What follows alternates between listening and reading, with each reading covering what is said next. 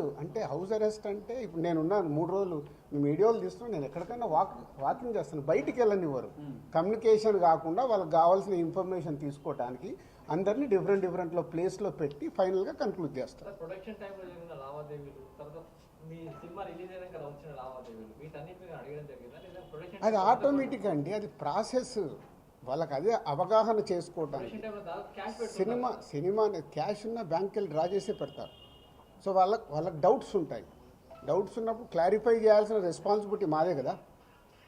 So అలా ఒక్కొక్కటి production ఏంటి, డిస్ట్రిబ్యూషన్ ఏంటి, ఎగ్జిబిషన్ ఏంటి, ఎలా ప్రాసెస్లో ఉంటాయి అన్నీ ఎక్స్ప్లెయిన్ చేస్తూ వచ్చాను. ఇప్పుడు మీ దగ్గర 5 lakhs రూపీస్ అని అన్నారు, శిరీష్ గారి దగ్గర 4.5, at the same time Hanshitha గారింట్లో ఎంత స్వాధీనం చేస్తారు? 6.5 lakhs టోటల్ కలిసి 20 లక్షలండి. క్యాష్ రూపంలో మా ఫ్యామిలీలో కానీ ఆఫీస్లో కానీ 20 lakhs. అది దానికి కూడా ఇది